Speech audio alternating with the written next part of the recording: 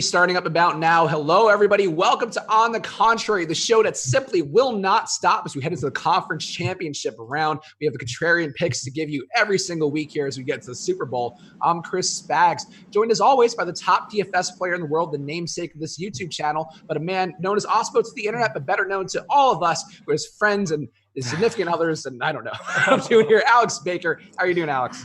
I'm doing well, man. Looking forward to this slate because there's just as much money up for grabs. It's just a little bit tougher to come up with the memes with half as many players as last week. So I'm hoping that we can get a little help on that this week. Well, good thing we have one guy here who's good with the memes about players. We're turning in our Tournament of Champions here editions of On the Contrary for some of our favorite guests from earlier in the year. Pete Overzet, welcome back to On the Contrary, Pete. Thanks, guys. Yeah, excited to be back. I assume you guys saw all those winning screenshots I've been posting down the stretch, and we're like, we got to get this guy on. So, I'm happy to be here. Well, Pete, we got to ask you the one question here. I normally would segue into a plug, but we got to get into it right away because after you did our show, obviously you were talking about Patrick Laird, the man, the myth, the legend, a guy who defined a quarter of this season at least. And met him in person. You did a podcast with him. So what was that experience like? Because it had to be surreal, even though you were behind for so long. You had the cakes celebrating his various victories in life. So what was that experience like for you? Yeah, I know a lot's changed because when I came on, that was the Patrick Laird hype train week. And then there was all the stuff that has transpired since then. It was a super cool experience. He's a really cool guy. It was, he was bummed out because he had a rough game against the Jets. So when we met him, he was just super discouraged. And, for us, it's like, oh, it's just another, fantasy week, just move on or whatever. But then you think about being an NFL athlete and how thin the margins are for success and how competitive it is. And it's like, how many times is an undrafted free agent going to get a backfield all to himself? So you put yourself in his shoes and you understand why that's going to be such a tough pill to swallow. But it was super cool. Miami Dolphins hooked us up. I'll show you this on my wall here if I can get it. Hooked me up with a Patrick Laird signed jersey there. Already had it and had that framed. So, we're still big fans here at Patrick Laird. I'm just imagining him and Joe Burrow in the backfield together. If they could trade up, make that happen. So yeah, but things are still good with me and Patrick. That is the most VIP status you can get there. How did you pull that off? Because I know, you made him a thing and then he actually became a thing that people play. I don't mean to talk to him as though he's not a human being. Actually, mentioned all of his feelings and hurt that he experienced, but he became like a literal, popular player for a few weeks there. How did you set that up? Because, I guess you get on his radar because he was a guy who wasn't on many people's radars, but it just seemed like you guys got the hookup and the best access you could possibly get to your favorite player in the league. Yeah. It was funny because the stuff with Patrick, he facilitated that. He gave us the post-game passes to meet up with him after the game and stuff. But the jersey and we got to go on the field pregame, that was actually facilitated by Miami Dolphins because the guy, Joel, who got a Patrick Laird tattoo after all that stuff, they were like, we have to write a story about this. So they did an interview with us and then were familiar with us. So then when we were at the game, their guy from their media team was messaging me. He's like, hey, here's some field passes and stuff. So yeah, we had covered all our bases. We're in with the Dolphins. We're in with Laird. So yeah, we're, fins up. Let's go.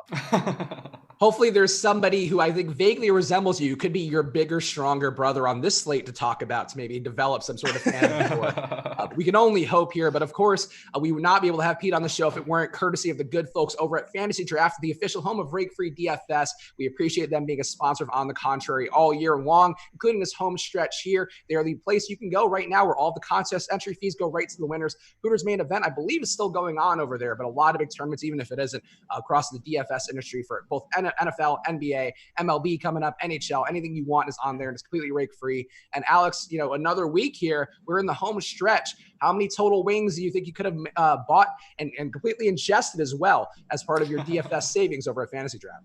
Yeah, I certainly could have bought more than I could have ingested, but I think I'm getting a little bit better at eating wings from Hooters as the season goes on. But every time you enter their main event on Fantasy Draft, you're saving about $4, or you could also say you're winning about $4 more than other sites, and that on the street will get you about 4 wings. So if you're entering that contest maybe 5 times, that's 20 wings. that you can just go out to Hooters right after the game start and sweat your games while eating some free wings. And there is nothing the women at Hooters love more than when you take a wing, put it in your mouth, pull out just straight bone with no meat on it. That is the thing that gets them going like nothing else. So go to fantasydraft.com right now and show off your wing deboning skills with your mouth to all the Hooters waitresses in the local restaurant that you have there. Thank you to Fantasy Draft for tolerating this promo. All right, guys. So I guess what else should we hit on here? Because we got 2 games, and it's like an interesting thing where I last week, we had a similar situation where a chalk team was blown up by the Titans. We are now going into a situation where we have another chalk team facing the Titans. And I guess, Alex, your overall thoughts on what the Titans have done, because you tweeted about it. Derrick Henry's run here doesn't make the most sense relative to what we expect from DFS upside. He's not a pass catcher. But if you're getting 30 to 35 carries in 2019, or 2020 now, we are going to be in a spot where that's going to have some value. So what do you make of this run for the Titans where they've completely upset, I guess, a lot of the things that you might view about how a team creates fantasy value? Are we still joking, or are we talking for real? Follow your heart, Alex. That's a question I get asked a lot, Alex. So just lean into it. Okay, well, maybe you can give me some tips on how to navigate it later. But here's the thing: is if Derrick Henry sucked, we wouldn't be talking about him. They would have lost. So it's not really a reliable data point that he had a good game last game, because that was just a contingency of the Titans winning, and every single team is riding some sort of hot streak into these games. So I'm just looking at the season as a whole. He's averaged about 21 fantasy points per game, which is excellent. I assume that's pretty much the highest on the slate, or 22.6 it says. So that's the highest of any skill position player this week. So yeah, he's probably the best fantasy player on the slate. That matchup's tough, but definitely on a 2-game slate, you don't have to worry as much about the money. Pete, what do you make of this run by Derrick Henry? Because you are a running back expert, as we just talked about, and he is a running back who is just a monster of a human being, is as big as offensive lineman, and he's really the reason the Titans, one of the key reasons why the Titans have been able to do what they're doing. Are you in on him this week as a play that a lot of people will be talking about? We talked about it last week with Steve Buzzard, where he thought the casual players was going to be really on him, and they were, and it seems like this week will be the same case again against a much weaker Kansas City run defense. Yeah, so this whole situation puts me in a pickle because I have faded him basically all season. And so to get on him this week just seems like the fishiest move. And the reason I know it's the fishiest move is because I did a similar thing last week, having not played hardly any Lamar Jackson. And I was like, I am going to get my exposure on Lamar Jackson in the new year. He had a great game, but it doesn't matter when Mahomes for 900 cheaper goes off for a 40 burger. So I think I am going to stick to my guns. I'm going to fade Derrick Henry and just pray to God he doesn't put me in a coffin for the 100th time. So I guess let's dig into this game here, because the Titans do have a 22.8 point implied total here. As we saw in that game last week, the big way that they're going to win a game is with Henry getting them out to a lead, the defense overachieving perhaps and shutting down a guy like Lamar Jackson. The pass defense for the Titans is really not that good. It's given up pretty big production on the year, though they have limited Lamar, I guess, in terms of the early output there. He did get there in garbage time, but also limited Tom Brady fairly well. So, Alex, you mentioned it, but what are the ways that you get to Derrick Henry? Is it just game scripts that assume Kansas City fails? Is it ones where you have maybe an early Titans lead, kind of like Kansas City gave up last week to Houston, where maybe the Titans get out ahead, Henry gets his work in, and then they just kind of shut him down as they come from behind and just throw? What are the builds you'll have where you have Derrick Henry? Yeah, I don't think the game flow even needs to be perfect to get to Derrick Henry, because there are really 5 running backs on this slate that you can roster, maybe 6 if you include Juszczyk. But the chance that he's going to be one of the top 2 of 5 is a lot higher than the chance that he's going to be one of the top 2 of 10 last week. So, the odds are just much better that he'll be in the winning lineup. So I think that you can get contrarian by picking Derrick Henry in some lineups that don't fit like a perfect game flow. You're going to need to do something like that to get a unique lineup if you want to win one of these large field tournaments, because team best plays, they're all going to be on the same lineups this week. So I guess one contrarian move and a guy that is not going to be owned is Dion Lewis. is going to be under 10%. We have him just over 5% projected ownership on DraftKings. How are we feeling about his prospects, Alex? Because there are some game scripts where, let's say, Kansas City pulls out ahead. And that's been one thing I've seen talked about a lot this week on some of the NFL media, is a lot of people who, I don't know the sharpest thought, but the general viewpoint, I feel like, of the NFL analyst community is that Kansas City is going to try to boat race them early and get up early, because that's the one way they can avoid getting into that Derrick Henry vortex. And if that is the case, maybe Dion Lewis gets more work. Is that even an option to you? Dude, Dion Lewis is a lock, like stone cold. Like, have you seen what he's done this year? He's just been a fantasy monster in the backfield for the Titans. So, but like for real, I think it's a bad move to go to Dion Lewis, because this game script thing, I don't think it's actually based in reality. I think that he's like their third down back, where it's like obvious that they're gonna pass it. And any other situation, it's gonna be Derrick Henry. So you're really hoping for something unusual to happen, where maybe a screen pass goes for a touchdown on third down. And if 5% of the people are gunning for that, I'd rather take my chances on Juszczyk, who can get it done in any situation. There's a lot of Kyle Juszczyk talk early, which is terrifying. Pete, how do you feel about the Kyle Juszczyk love? And would you play a Dion Lewis over him? Because Dion Lewis, as Alex mentioned, he is involved in the pass game. And one would think, again, if the Titans trail, they got to go somewhere, and it's probably going to involve Dion Lewis, one would think.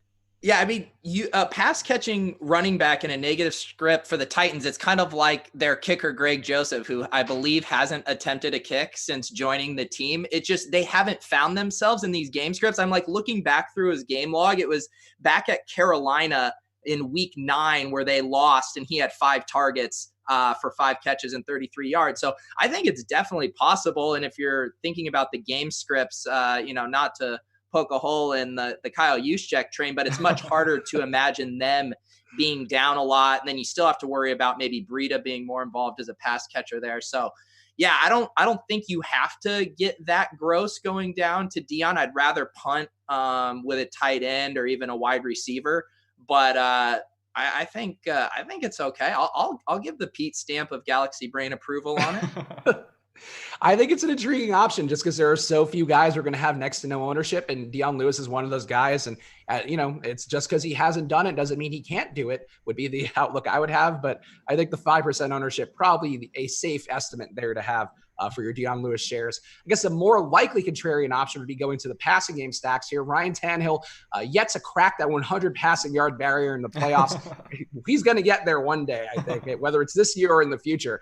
But Ryan Tannehill stacked with guys like A.J. Brown, Corey Davis, Jonnu Smith. Pete, does this have any interest to you with Tannehill? I guess the closest lookalike to Patrick Laird on the slate, probably. Yeah, there you go. Yeah, it's probably him or Anthony Ferkser. I gotta probably have a better chance of becoming friends with Ferkser than Tannehill. So I gotta set my sights realistically. Yeah, I am intrigued by this passing game, especially if you find a way off of Mahomes. I think Tannehill is probably the way to go. One of my favorite guys on the slate right now is Jonnu Smith. I mean, we're kind of looking for cheap guys who have, good matchup and kind of the profiles that can explode. And he's been blocking a lot more, but he did have 6 targets when they played earlier in the season versus the Chiefs. He averages 10 yards per target, and KC hasn't been good against the tight end too. So if A.J. Brown ends up being chalky, which he probably is at his price, he's just so cheap. I mean, Jonnu for almost 2,000 less, with his big playability and getting unique on all the Kelsey Kittle and double tight end builds, I think has a lot of merit.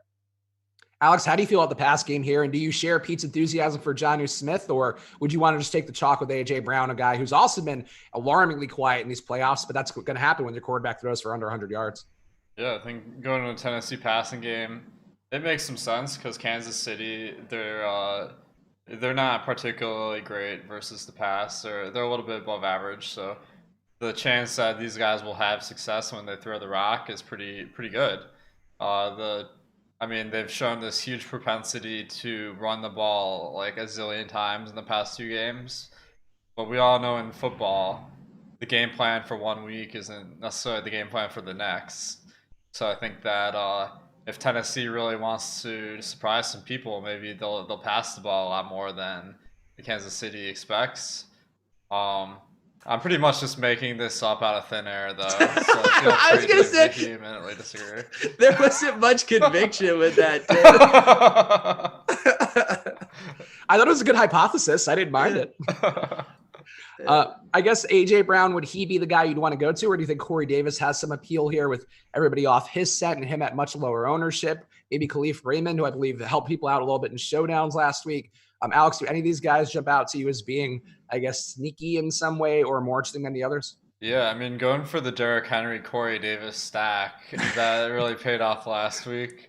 But I think that you can mix it up a little bit just because, I mean, picking a guy that's low owned could be a good play. The thing is, you got to pick a guy who's low owned that will actually be on the field. So I don't think that Khalif Raymond really fits that description. I'd probably go to Tajaé Sharpe. He's on the field for about half the snaps. And then, of course, Corey Davis and AJ Brown will be kind of staples of everyone's lineups just because you need 3 wide receivers, and they're as good as any. Do you think that Adam Humphries gets back in the mix this week? I know he's been practicing, I think, in limited fashion, but it seems like he's trending towards playing. And this matchup could be one against Kansas City where he could just get a lot of those check down passes if they are covering AJ Brown or Corey Davis. And Humphries will be off most people's radar because he's been out for about a month or more than that. Is he somebody you'd play at all? Yeah, that's a good point. I wasn't really considering Humphries, but it looks like he's trending in the right direction. Don't look for him on Twitter. I just typed his name in search, and it was a bunch of videos with his shirt off giving interviews. So don't do it if you're at work. I mean, so I think that if Humphries plays, then you can go to Humphries and Sharpe. I saw one guy talking about how Humphries' projected ownership's real low right now, so that means he's a good play. It's like if he's in, like that's not still going to be true. So. He's been a producer for the Titans all year, so I think that he'd be a good play if he's in.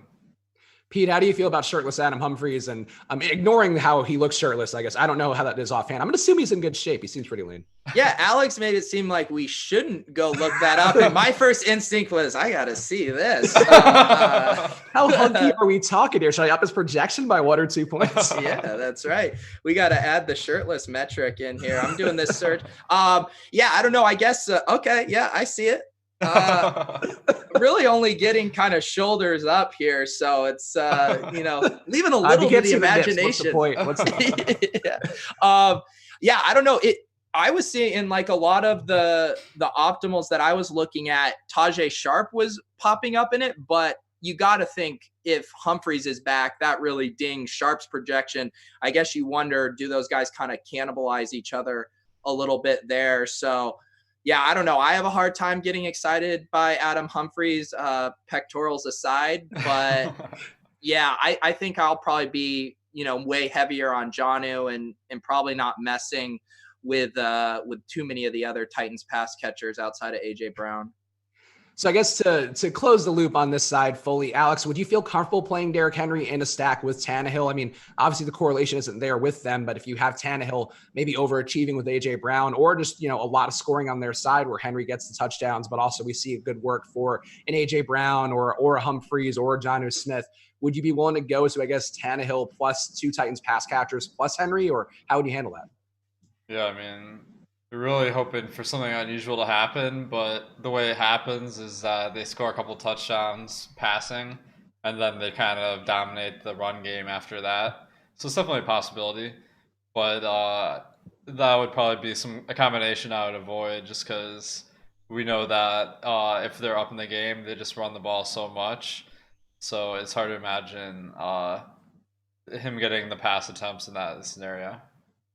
All right, let's move to the main event side of this equation. Kansas City getting over 30 implied points again, 30.3 right now, 7.5 point favorite at home against Tennessee. And last week, I mean, I said it on this show in a lot of content. I just didn't see how you faded Patrick Mahomes. I just thought that spot was too good for him. Houston was so bad against the pass. And, the game against Jameis Winston that Saturday where they allowed him to throw for, I think, 650 air yards or something. They just let guys just keep throwing deep. That just graded out really well. The one thing that we did have to avoid, apparently, was Tyreek Hill, who did absolutely nothing in that game. Travis Kelce got all the work, a lot of red zone touchdowns in particular as he scored his 3 scores.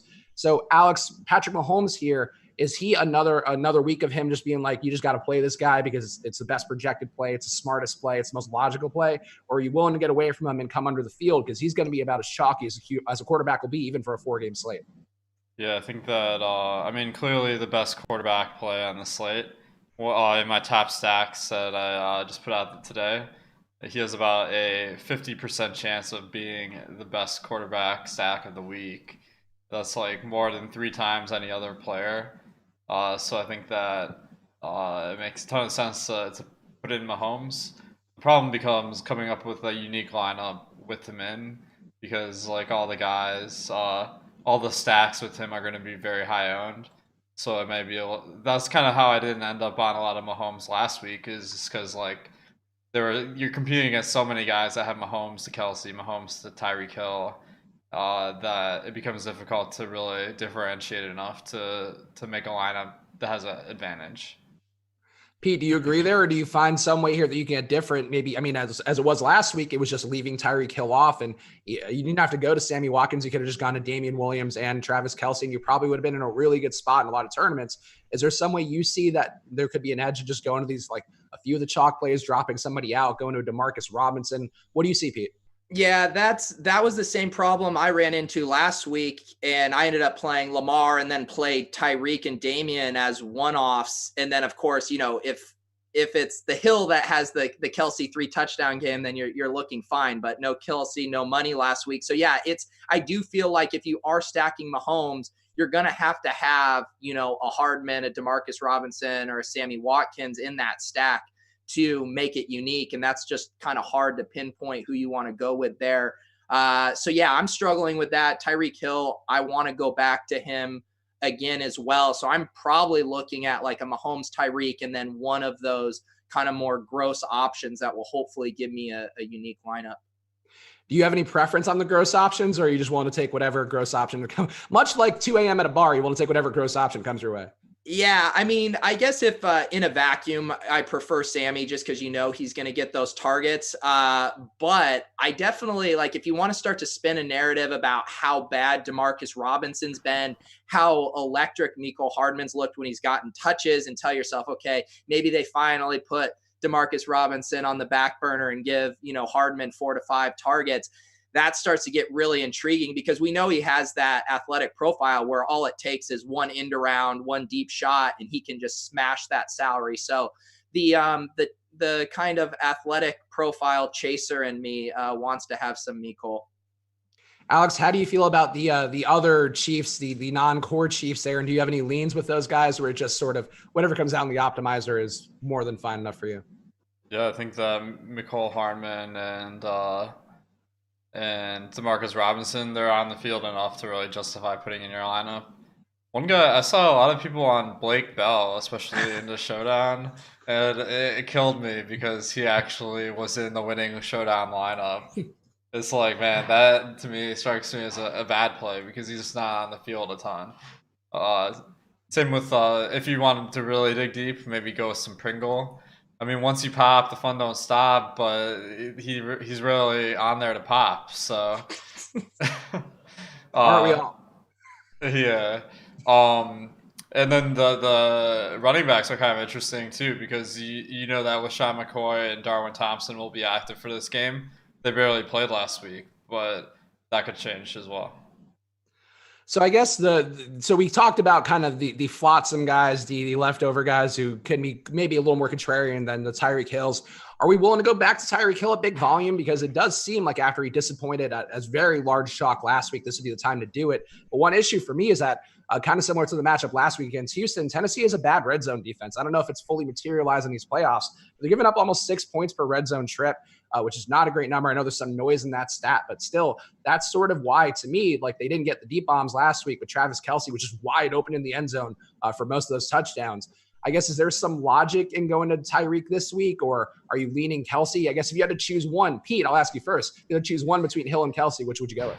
So it's still Hill for me, but I mean, the data is starting to mount of this being a bad decision on my part. Just what you were talking about with Kelsey's red zone role and how much they look for him. I mean, Tyreek has had less than 75 yards now in 7 straight games. The thing you start to hang your hat on again, though, is if you look at these splits, when he did play them earlier this season, he had his highest catch total of the year with 1,157 yards. And we know their secondary is really beat up, but you're really hanging your hat on a massive player too, because he's just not going to get the volume like, say, a Devontae Adams to rack it up in a PPR kind of way. So again, I'm like always just chasing this ceiling. And, to me, I was like, oh, Hill has a higher ceiling than Kelsey. And then you watch him go out and get 3 touchdowns and you're like, well, that was a faulty premise. So I'm back in the same point. And I'm curious, Alex, what you think, for ownership. I know you have them pretty similarly. Do you think there'll be any leverage to be had on one over the other ownership wise, or that it's going to be pretty split? Yeah, I think the tricky thing here is Kelsey's kind of the hot player, so I expect a lot of people to click that. But Hill's price and just the other wide receivers this week, basically, he's competing with Devontae Adams for like the spend up wide receiver, and Devontae Adams is probably a worse play and more expensive. So I think all the sharps are gonna land on Hill. So I think that he's not going to be sneaky, even though if you're just looking at the game log, you might expect that. But on the other hand, maybe there's some guys out there like me. Personally, after last week, I pledged never to pick Tyreek Hill again. And it's going to be painful to X him out this week because he's one of my highest owned players when I just crunch. But, sometimes you got to stick to your promises. You're a man of conviction, if nothing else. Well, and we've seen it happen so many times this season where, one of these guys would explode. I remember like the Stephon Diggs week or even the Will Fuller week, and like everyone's just off them the next week. Like people aren't chasing the box score anymore. And my concern is everyone looks at these prices. They're like, I can have Tyreek for 100 more. George Kittle is 1,300 less. I'll just put Kittle in my tight end and play Tyreek. And I'm worried that construction is going to end up being super popular, and Kelsey somehow might even fly under the radar relative to ownership projections. Alex, you have a thought about that? Because that is sort of next level. That is the galaxy brain that Pete hyped up, but thinking about that. So how do you feel about that idea of maybe that being a popular construction with Tyreek and Kittle and people sleeping on the monster game for Kelsey? It's a tough thing because the people clicking these buttons, like they're more difficult to predict than you'd expect. So like for example, everyone last week, all the casual players probably picked Derrick Henry because he was on the hot streak. But there is an obsession in the fantasy community about picking the contrarian player too. So I'm sure a lot of people the general feeling about some of these players like Henry might be higher in a recreational player's like head, just because what you see is what you believe. But also a lot of those people probably are trying to be contrarian as well. So they'll be like, I think Henry's the best play, but I'll play, I'll play Juszczyk in this lineup. So it ends up being spread out more than you might expect. So like the whole like fading the hot hand thing, it's fun to talk about, but I'm not sure it works that well in reality. The other thing too, like one interesting thing from ownership last week was I feel like earlier in the week, everyone had Debo projected, pretty moderately at like 15 or 20%. And then he became the trendy kind of, low owned play. And then I believe in the SPY, he was at 55%. So there's also this thing too with these guys that get hammered as the good low owned plays that their ownership balloons specifically in the single entry and 3-max stuff. So you almost have to keep your finger on the pulse of who's getting touted the most here end of week. So you mean we're going to see a lot of Juszczyk in lineups in the single entry especially? The old bait and switch by Awesemo. The buzz on the street is that Kyle Juszczyk is going to be in everybody's lineup, so you got to get him in there. Damian Williams, he's the guy we haven't talked about yet, and he got there last week because of his pass game work, got that passing touchdown, which gave him a much bigger day than it may have seemed otherwise. And Tennessee's run defense has actually been pretty decent on the year according to their PFF grades, the best graded run defense on the slate. Also given up the least rushing yards per game, not a particularly low number, but low enough, 104 yards per game. Alex, are you cool with Damian Williams as the chalk play of the week again? His price hasn't come up a ton, but he got a lot of work last week. LaShawn McCoy wasn't even involved at all. Yeah, I mean, I was kind of reading that wrong last week because there's so much uncertainty how they're going to run the rotation in Kansas City. Ended up being all Damien Williams. So the most likely thing is that continues into next week, and that would make him probably the best play in the running back department, even though he did get a big price bump. But then it's kind of what I said before, you can never fully be certain of the game plan, so it wouldn't be shocking to see LaShawn McCoy get some carries this week. Are you okay with Williams stacked up with Mahomes, given that, Williams' pass game work is there enough? I know that there is still rushing value that he has, but is he a guy you would include in a Kansas City stack? Maybe that's the way you get different as you went Hill, Kelsey, and Williams. I don't know how different that would be, but it seems like a lot of Chiefs. I think, it's all right because it's a 2-game slate, so the chance that Damien Williams is in the winning lineup, regardless of what quarterback you have, is pretty high.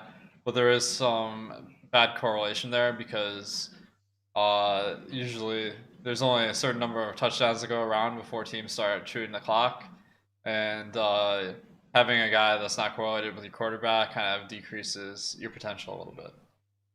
Pete, how are you feeling about Damian Williams here, where he was good in that spot last week, but it's hard for really anybody to have been bad in that situation where they had to score so many points to come from behind and then completely dust the Texans in that game?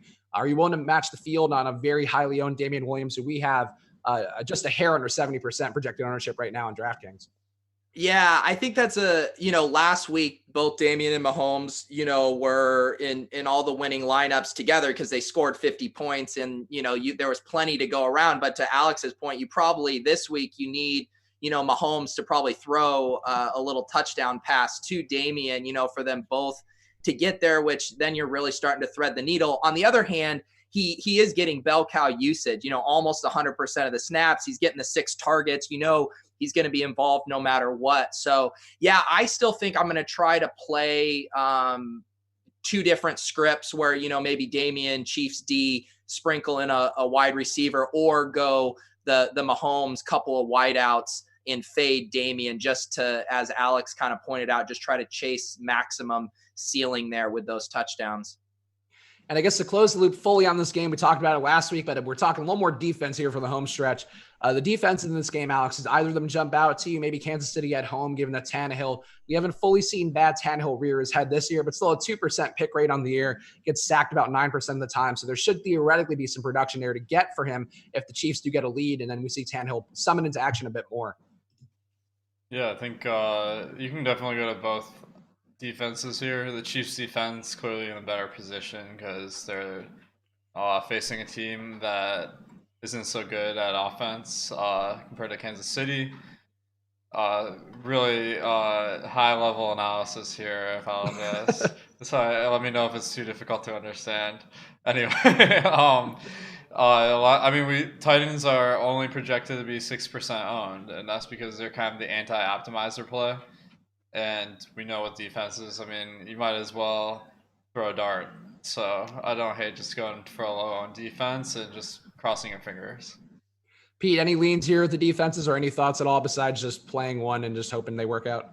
Yeah, I think if you fade Mahomes, you should probably have one of the Chiefs or Titans as your defense because you're banking either on the Chiefs doing it a lot through the ground or on the defensive side, or you're doing, projecting Tennessee to, control this game with like a Derrick Henry and a Titans stack. So I think that's definitely how I'd be looking to go if I don't have Mahomes in my lineup. I'm probably a little less likely to want to play the Chiefs in that kind of shootout script. But maybe that's wrong. It's, as Alex said, it's a 4-game slate. Do whatever you want. Yeah, I think a Chiefs defense doing the Jameis Winston stack with Tannehill plus the defense, I think could be an interesting move there, where maybe the defense gets them in the lead, and then that's how the Chiefs kind of cement that lead, and then Tannehill has to throw from behind. I don't know. I think there are some ways where you can make that work, but it is defenses, so we'll see how it goes. Let's keep going through the slate here, and guys, hit that like button. Again, we're going through the Super Bowl, so on the contrary is always there for you. A lot of the DFS shows give up down the stretch, but we keep going because there's always contrarian picks to give. So hit that like button, help us out right now. All right, we got another game here. Our last game, a 2-game slate, obviously, because this is the conference championship round. Green Bay getting 19.5 points. Heading into San Francisco gets 27, another 7.5 point spread for San Francisco at home. Green Bay here. Green Bay's not owned. I mean, the Niners' pass defense has been amazing on the year, but Aaron Rodgers, there's a lot of ways you can imagine him trailing from behind, having to throw more. Davante Adams has been a beast down the stretch, but as Alex mentioned, it is a tough matchup. The Niners have really defended outside receivers well, and it's not like last week where Tyler Lockett can get there because they're paying a lot of attention to DK Metcalf. I don't know who you're paying attention to on the Packers and the receiving core besides Davante Adams, but it's a spot where they're not owned. So Aaron Rodgers a sneaky play this week where he's literally the only quarterback who's projected for under 10%, under 20%. He's the only guy who fits that criteria. Yeah, I mean, it's hard to really look at Aaron Rodgers and say he's sneaky because there's so many Green Bay fans that are just going to be picking him regardless. But he's probably the worst play of the week and therefore the lowest owned, just because San Francisco's pass defense is by far the best, and Aaron Rodgers probably is the least productive quarterback passing the ball on the slate. So I think that he's going to be low owned, but it's probably deservedly so. Pete, do you have any feelings here, maybe more positive about Aaron Rodgers? If you want to join all the cheeseheads out there, will be lining up to play him and blindly, even though the Niners are a really elite pass defense, it's given up just 170 passing yards per game. Yeah, I mean, the Galaxy brain in me wants to be like, all right, let's get on this Packers passing game because it's really the only one avenue, like you said, to kind of build a contrarian lineup. But on the other hand, you know, the way Rodgers has been playing where he's dialed in with Adams, he likes taking these shots downfield. But like you guys said, the 49ers have been really stiff against the deep ball. I just wonder what are the paths to success for Rodgers and multiple pass catchers, you know, going off. Lazard had been the only other guy who had been kind of, you know, showing some spark, and he's been on the injury report all week. And because of the fact that you can get so much of your exposure to Rodgers via Adams, it seems kind of unnecessary to go with him. And then the last thing is just looking at the Niners defensive line. I mean, D Ford back last week, like I'm not a defense aficionado. And even I was like, holy cow, this pass rush is something. So with Rodgers' propensity to not want to check down and really just get those home run balls, I think it could be a long day for him and anyone not named Davante Adams. It's kind of weird, and Alex, maybe you could correct me on this stat, but it's one that I take a look at is just passing TD rate. The Niners give up the highest passing TD rate, but that's because teams don't pass a lot against them. So is there some way here maybe that Rodgers just gets the ball in a short field and he's throwing for more touchdowns, or maybe Jones gets the ball on the ground and moves it, or Jones, some combination of Jones and Williams. But I guess, is there some way that Rodgers can get touchdowns without actually producing in a yardage sense? Because that's one thing that does jump out to me. It's the highest passing TD rate on the slate by like a couple percentage points. Yeah, I'll be honest. I didn't look at that stat, but 4.6% of the time they pass for a touchdown against the Niners defense, and the next highest one is Tennessee at 4.2%. Alex, I like how you balance your range when you don't know. Sometimes you'll like, I'll just fire it off and have no conviction. Sometimes you'll just give it up right away that you don't know. It's a nice balanced strat there. Thanks, man. You gotta keep people guessing, as you guys already know. That's the poker pro in you. But I think that we know how touchdowns happen. Like, you gotta drive the length of the field. So I'm a little bit skeptical that you can take that 4.6% and say, there's a 4.6% chance that any Aaron Rodgers throw will be a touchdown this game or whatever. One strategy I do see here is that, most of the pass catchers are low owned here, but maybe Allen Lazard will be especially underrated, as well as Geronimo Allison. Those would be the guys that I think are going to be on the field a lot. That you keep stacking with Rodgers and potentially Jake Kumro as well. So maybe if everyone stacking up Rodgers and Davante Adams, and if you stack up 2 or 3 of those guys I just mentioned, you have a nice chance to be successful. All right, the run game here has been obviously a big focus. Aaron Jones did keep a pretty good workload, had over 21 carries, a couple catches in that game last week. The game script here against the Niners. Niners run defense is still pretty good. Definitely not as good as the pass defense, but still pretty strong. Is Aaron Jones in play for you, Alex, at pretty decent bit of ownership, but he's definitely not a chalky play, especially compared to a guy like Damian Williams.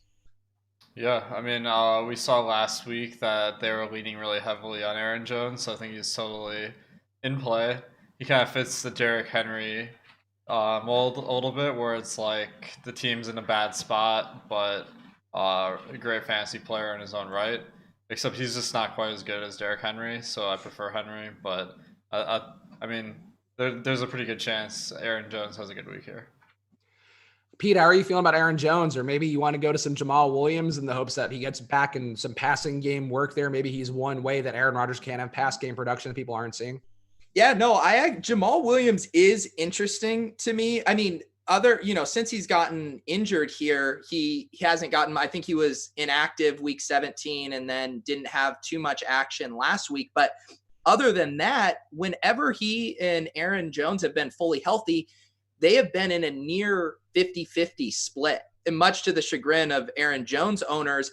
And another kind of interesting data point is when they played, earlier in the season and got blown out, he had 8 targets for 7 catches in that game. And it's another, the narratives we have in our head about the Titans and Derrick Henry and Aaron Jones and the Packers is just like this freight train that can't be stopped and all these positive game scripts. But if we do project a negative game script, I don't see why Jamal Williams, health aside, wouldn't be involved in some capacity. So he's intriguing to me at 3,800. I know there's a huge opportunity cost at running back, but I think Jamal Williams is one of my Galaxy Brain plays of the week, along with Jonnu Smith. Alex, do you see yourself having any Galaxy Brain exposure to Jamal Williams this week? I think there's safer plays because last week he only played 9 snaps. Aaron Jones is 53. 4 routes. Aaron Jones is 22. So I think if you're going off the whole season, then you're going to end up with more Jamal Williams. But I find playing time to be a little bit more predictive in the last game than across the whole season.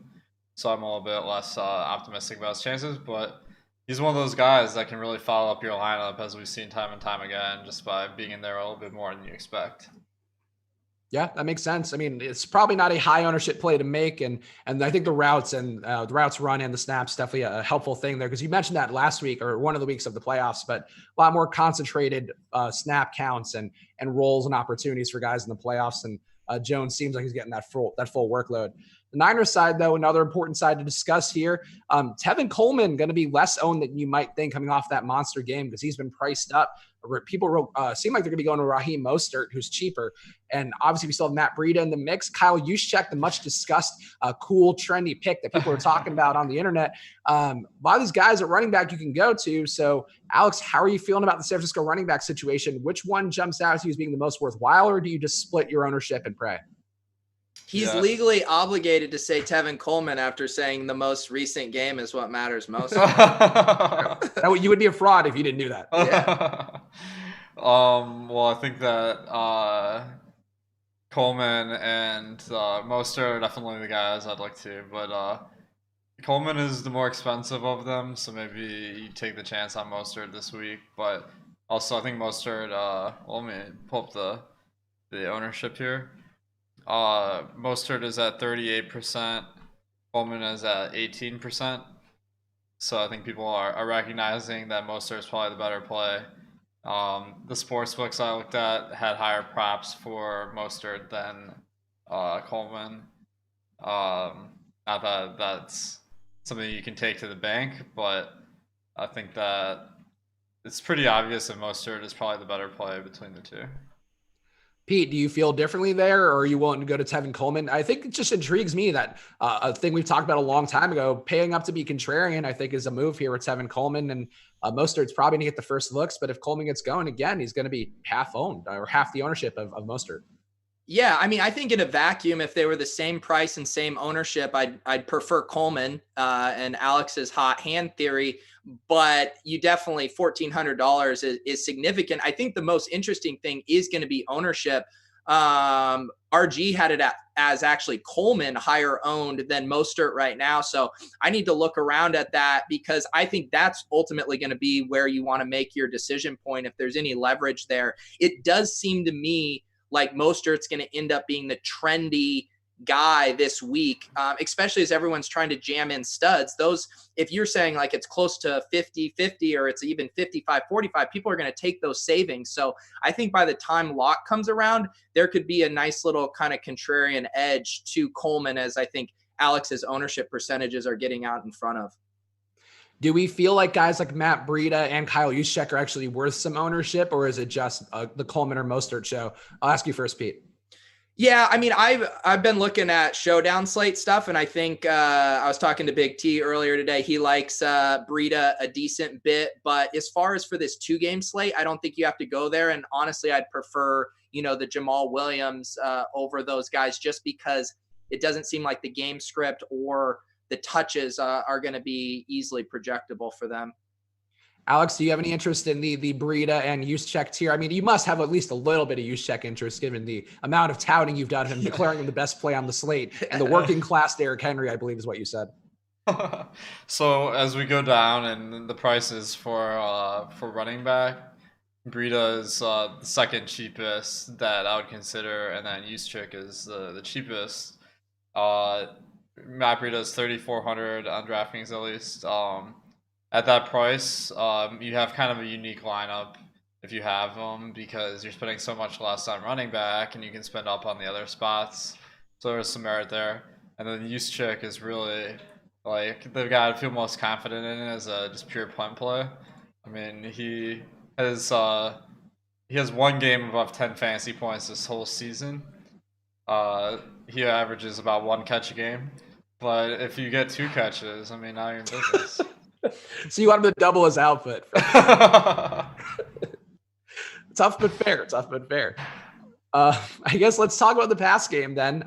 Last week, I'm going to give myself a pat on the back for my George Kittle fade, which was the best fade of the week, I would say. Just didn't get off the blocks there. A lot of time in the blocking, a lot just to protect, or pass protection and run protection, run blocking rather. And just had a down game here, but he also just smashed Green Bay in week 12, went for 129 yards and a score on 6 catches. So this seems like a George Kittle bounce back week. I'm back on board here. Alex, how are you feeling about George Kittle's prospects? And I guess talk too about the Kittle-Kelsey lineup, because that's something that should be fairly popular. Is that a move you'd want to make? Yeah, I think that Kittle is a great play this week. I mean, checks pretty much all the boxes. He's the highest volume receiver. He's on the field pretty much every play, and the price is a lot cheaper than Kelsey. So I think that there's a lot of merit to going to him. He's probably one of the best value plays of the week. So I think it's all green lights. I'm just kind of thinking that if you go double tight end here, when you might expect that to be contrarian, it might not be quite as contrarian as you think, because there's so many people that want to get both of those guys in their lineups. Pete, how are you feeling about Kittle here after that down game last week? Do you have any concerns maybe that Green Bay sees how they were able to kind of limit his damage, and maybe they've learned something from getting strafed by him earlier in the season? No, I have zero concerns about Kittle. I just hate that his ownership's going to be so high. I wish they would have, bumped up his price a little bit more to make it a tougher decision between him. And like we said, we're in this new era of DFS where people aren't chasing the box score as much, and they're willing to go back to these guys like Tyreek and Kittle after down weeks, knowing what, explosion potential they have. So yeah, no issues with Kittle. Great play, and his ownership's going to reflect that.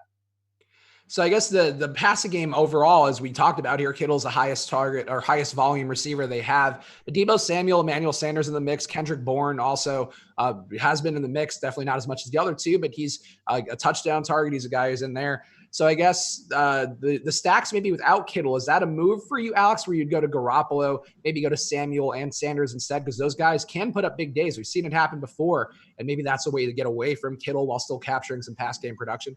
Yeah, I mean, I think you're onto something, because Kittle is projected to be so highly owned that just not having him in your lineup will be kind of unique. The one guy I would avoid is Kendrick Bourne, just because he seems to be the guy that's been exceeding his expectation every single week. So I think that people will be a little bit higher on him as kind of the trendy play compared to where he should be. So I do like Samuel and Sanders a lot more, and Juszczyk, of course. Pete, how are you feeling about the Garoppolo stacks that don't include Kittle? Would you want to go to the Samuel and Sanders, or maybe you're trusting Kendrick Bourne's overachiever status a little bit more because he is getting touchdown equity in a way that seems unsustainable, but he's getting it. Yeah, I don't think I have the stomach to go back to Bourne. And by that, I mean, I never went to him in the first place, but congratulations to everyone who did. Yeah, I think Debo and Emmanuel is interesting, although it seems like ownership is going to be pretty similar. And in that case, I'd just assume find the 600 to get up to Debo. I think Emmanuel Sanders only had 2 targets last game. And Jimmy G seems to, this is me, watching the games, team watch the film. He loves locking in to Debo to the point where he was throwing some errant passes there that were behind him and such. And you also get the rushing floor with Debo. He's getting 1 or 2 touches a game in that capacity too. So yeah, I like Debo, and I hope he's not 60% in the SPY like he was last week. If he's down here in the 35 to 40% range, I think that's a good price and some good leverage off of Kittle. I don't know how excited I am about Garoppolo stacks. There's just so many different ways they can win on the ground and with the defense, and they do really want to minimize Garoppolo. You see these drives where Kyle Shanahan's just like, oh boy, Jimmy G doesn't have it right now. We're going to run the ball, 10 straight times. So yeah, I don't know. You really need to project a shootout there. And I don't know if I can get there with Jimmy G. That seems fair. I guess the defense is here to close us out. San Francisco defense, certainly one that would you think be in consideration with the low implied total for Green Bay, though Aaron Rodgers doesn't turn it over a lot, does turn it over a bit more on the road. So Alex, do you have a lean here with the defenses? Are either of them a priority, or is it just kind of whatever? I think that, let's see. The Packers defense may be a little bit better than you'd expect because Garoppolo is just not as accurate a quarterback. They're getting a 19% ownership, so that's pretty reasonable. The San Francisco defense is kind of the clear number 1 this week, and that makes me a little bit scared just because even the best defenses are far from a lock to produce. So if that's the case, I'd probably go for other defenses, but to tell you guys the truth, I don't care enough about defense to change my lineup if the 49ers sneak in there. So defense doesn't matter to you, I guess. That's hard to say. Pete, how are you feeling here? Because the Niners, as Alex mentioned, they're projected to be the 4th highest owned player on the slate, which seems crazy, but people are really buying in on the Niners defense. And are you willing to go there and take that chalk play, or are you going to go to Green Bay, or just does it not matter to you either? Yeah, I'm kind of like Alex. I'm just filling out my lineup and then seeing what fits. I do think there may be some interesting ways if you are trying to play, you want to play the 49ers D, but want to get off of some typical constructions. Maybe you play both Coleman and Mostert together and just assume they just smash on the ground and defensively, and you fade, Kittle in the pass game. I think that's interesting. And obviously, I think if you're loading up really heavy on Titans and Chiefs, then and you're projecting that game to be lower scoring, then I think that funnels you towards Niners D as well. But yeah, I'm not making any decisions based around defense, minus maybe a little 2v2s there toward the end. Yeah, I think that's fair. And I think just to re-echo Alex's point about the Green Bay defense, Garoppolo does have the highest pick rate on the slate, just under 3%, 2.7% for him. And, there are some games where he can get a little loose and make some mistakes. And maybe that's one way Green Bay keeps this competitive. So I think they're an interesting play on the road. All right, so let's close it out here with we're not doing the contrarian QB picks because there's 2 games, contrarian QB, contrarian running back, wide receiver. We're not going to do that. So I have some fun ones this week I think are very whimsical and enjoyable. The life on the line stack pick. So this is my favorite hypothetical thing to ask. Where let's say a burglar broke into your house, and maybe Alex, this actually could happen for you. It could be one of those situations where they're like, this guy's the top player in the world. We're going to get all the information out of him. And they're holding a gun to your head, and they're like, your life is on the line here if this stack doesn't succeed. Who would be your quarterback and 2 receivers for this angry man in your house with a very esoteric need for information? Yeah, that's actually not too far from reality. How do you think this website was born? But all right, so I think if the gun was to the head, maybe I would go with Sanders and Samuel, like you were suggesting. I think that will be a little bit sneaky. And I have a little bit more confidence in them than the Titans to throw the ball a little bit. Pete, how are you feeling here? The gunman went from Alex's house to yours now. He's got a busy to-do list, kind of a Santa Claus level of travel as well. How are you feeling about him? And how are you feeling about him? And how do you feel about your stack pick? Well, first off, when you initially said it, I thought you said wife on the line. And I was like, wow, you guys are just really leaning into this. But life on the line, but still somewhat contrarian. That's the vibe I'm getting? Or just the one you believe in the most. I mean, I don't know what his metrics are for success. So I think it's just the best one you think. Well, even with my life being threatened, I still can't go with the chalk. It's like I got to go out with some flair. So I'm going to go Tannehill to Jonnu Smith as my life on the line stack. Pray for me. That's a tough one. I will say mine because I want this burglar to have the best, the chalkiest play possible that seems the best projected. I would go to Mahomes, Hill, and Kelsey, and I'd hope he'd be like, thank you for that insight. It was obvious, but I just needed somebody to tell me. So that would be my hope. And now here's, I guess, no burglar related. Instead, you're on a Japanese game show based on how I named this, the super happy, fun, wacky stack of the week. What would be your craziest stack you would go to, Pete, that you think actually has a chance to do some damage? Okay. This is just so gross, but I'll double down on talking about Jamal Williams. Let's say a Rodgers, Devontae Adams, Jamal Williams stack there. That's my wacky one that I don't want to risk my life on. Alex, how about you? What would be your super wacky stack to go with for this fun game that we're playing here? I'm going to go super contrarian here. And I'm going to say my wacky stack is Raheem Mostert and Tevin Coleman because, that's not wacky enough for me, Alex. No, it's wacky because it's not a traditional stack. I like it. That was so that's one of those balls that bounces and it just goes like the idea here is that, the 49ers pass the ball about half the time. So there is a possibility that they run the ball about 40 times here and pass it like 20, in which case you're going to see two running backs produce. And I think that people are focused on, which one of these guys is better. And I'm over here like, why not both? Why not both?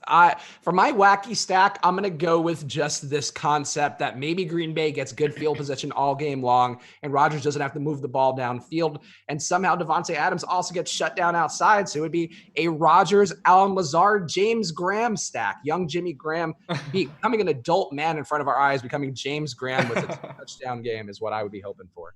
And now this one's important. Fade of the week. This one, of course, you're putting your life on the line here, and sometimes it pays off. Alex, who'd be your fade of the week? Well, there's so many to fade that it's hard to pick just one because, when you guys got guys like Sammy Watkins, or maybe he'll become Samuel after this week. He's 41% projected ownership. So, that guy, he produces like so much less than that. It'd be easy to click that fade. But no, that's not adventurous enough for me. I'm gonna fade Travis Kelce. I think that it's just like his season was good, but not like off the charts, and everyone like seeing this last game is gonna overreact. And I'm not too big on Mahomes to begin with, so I think I'm gonna lean more towards Kittle here. Pete, how about you? Who'd be your fade of the week, and is it going to be as good as Travis Kelce? It is. I was actually going to say Travis Kelce, but I feel like now I'm just obligated to say Derrick Henry. I don't think I played him once all season. Why start now? I'm just going down with this ship. I just have to. It's the martingale of just not playing him until it finally works, and I'm just going to pray. Dig your heels in. That's always the move. I'm going to say for mine, all the running backs for San Francisco. It sticks in my head, but I will never get over how the Packers shut down Mike Boone on Monday Night Football because I thought that was the smash spot of all smash spots. I love that dude. He crushed the Bears at the end of the year. And I think the Packers defense over the last month and a half has really done a good job with running backs. Marshawn Lynch got in the end zone twice, but he had 20 yards in that game.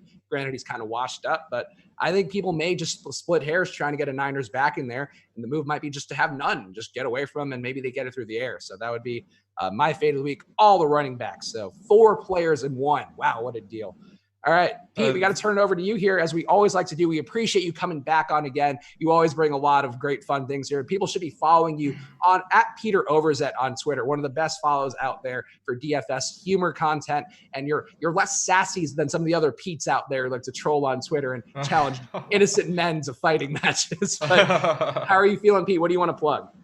Yeah, well, what do I want to plug? Well, Alex and I both agreed to a boxing match of our own pre-show. Should we plug that, Alex? Yeah, I already, I'm filming my hype video. Coincidentally, is this video. Okay, yeah. It's the hour-long DFS talk hype video. Yeah, nothing but actually, I was keeping my eye on the chat. There's a lot of people who aren't fans of the Swolecast. So even though we have no more Swolecast shows this year, I will plug the Swolecast because it seems like your audience would really just eat it up. You know, the Swolecast is a great show. I saw that too, and I wasn't going to comment on it because there's no reason to bring up anything negative for any reason. But there's so many great guys on the show. Even if you don't like one guy, like you're on there. You guys have had Silva on there. Mr. Tuttle's been like you have guys who are good. It's silly that. I hope to someday be swole enough for you guys. With the way you've been boxing, Alex, it's going to happen real fast. I might have laughed too hard there. That's why. But we appreciate Fantasy Draft as well. Of course, they're the sponsor of the show. So one last shout out for Fantasy Draft, the presenting sponsor of many shows on this channel and the home of rake-free DFS. And Alex, I'll turn it over to you. If anything else you want to say about Fantasy Draft or in general to the fine people before we call it quits this week. Yeah, of course. Thanks, Fantasy Draft. They really stepped it up this year by offering something no other site does. And that's just paying out more money of your money to the winners. And I experienced that firsthand by winning 10K more than I would have on other sites when I got third place in their main event in one of the weeks. So it's more fun to win more money, I'll tell you that. It's no fun getting second place for 10% of first place. So if you don't like that, Fantasy Draft's a better option. Thanks, Pete, of course. One of the most fun guys to do a show with in the industry, and it will be fun, even more fun to bash your face in right before this Chris Randall draft cheat fight.